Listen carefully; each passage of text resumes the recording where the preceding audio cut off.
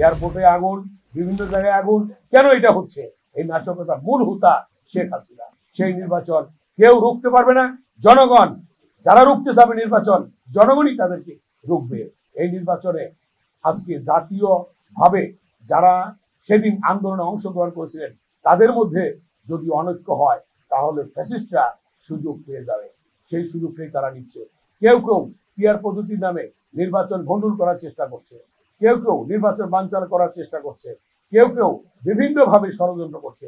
আমি আহ্বান জানাবো সকল ষড়যন্ত্রের পথ ফেলে রেখে সেদিক থেকে সরে এসে সকলে সমমনা দল যারা স্বৈরাচার বিরোধী ফ্যাসিস্ট খুনি হাসিনা বিরোধী আন্দোলনে ছিলেন তারা সকলে ঐক্যবদ্ধভাবে আবার নতুন করে শপথ দিতে হবে যে ফ্যাসিস্ট খুনি শেখ হাসিনার বিচার হইতে হবে।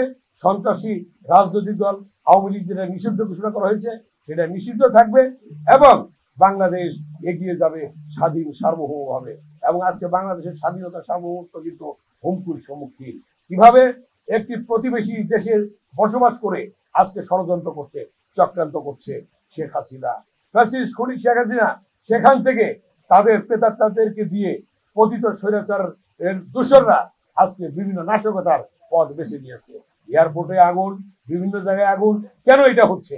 এই নাশকতার মূল হুতা শেখ হাসিনা এবং তার নেতৃত্বে এগুলি হচ্ছে। অতএব সরকারকে আহ্বান জানাবো অবিলম্বে যারা এর সাথে জড়িত তাদের বিচার করা এবং তাদেরকে বিচারের সম্মুখীন করা, তাদেরকে বিচারের আওতায় আনা এবং এই ধরনের ঘটনা যাতে না ঘটে সেদিকে সরকারকে লক্ষ্য রাখার জন্য আমরা আহ্বান জানাবো এবং জনগণকে ঐক্যবদ্ধ হয়ে এবং যে সকল দল আন্দোলনে ছিল সকলকে ঐক্যবদ্ধভাবে এই ফ্যাসিস্ট খুনি শেখ হাসিনা স্বাধীনতা বিরোধী সার্বভৌমত্ব বিরোধী এই শক্তিকে রুখতে হবে।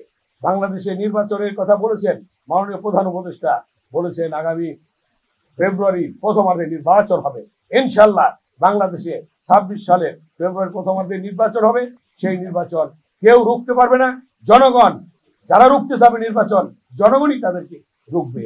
অতএব আমরা আজকে এই স্মরণ সভায় এই শপথ নিতে চাই যে সকলে ঐক্যবদ্ধভাবে আমরা একটি জাতীয় নির্বাচন করব। জনগণ ভোট দেবে, যে ভোটের অধিকারের জন্য মানুষ জীবন দিয়েছে, রক্ত দিয়েছে, সেই ভোটের অধিকার আজকে প্রতিষ্ঠা হয়েছে। আমাদের অন্তর্বর্তীকালীন সরকারের অধীনে নির্বাচন হবে, নিরপেক্ষ নির্বাচন হবে, সুষ্ঠু নির্বাচন হবে। জনগণ সিদ্ধান্ত নেবে কারা আগামীতে দেশ চালাবে। এবং একটি কথা আপনারা শুনেছেন, বিএনপির ভারপ্রাপ্ত চেয়ারম্যান দেশনায়ক তারেক রহমান বলেছেন সমমনা দলগুলি যারা আন্দোলনে ছিল তাদেরকে নিয়ে আগামীতে সরকার গঠন হবে, জাতীয় সরকার গঠন হবে। অতএব আপনারা দেখেছেন বিএনপির ভারপ্রাপ্ত চেয়ারম্যান তার উদারতা, তার মন মানসিকতা। অতএব তিনি বাংলাদেশে উজ্জ্বল দৃষ্টান্ত রেখেছেন যে দেশপ্রেমের। তিনি কি বলেছেন? দিল্লি নয়, পিন্ডি নয়, সবার আগে বাংলাদেশ, সবার আগে বাংলাদেশ।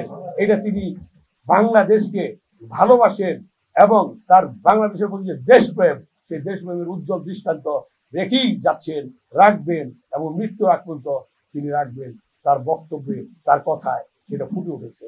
অতএব আমরা আহ্বান জানাবো সকল ঐক্যবদ্ধ হবে এই দেশকে সামনে এগিয়ে নিয়ে যাওয়া এবং ফ্যাসিস্ট খুনি শেখ হাসিনাকে প্রতিরোধ করা। দেশে দেশে সবার সাথে দ্য নিউজ।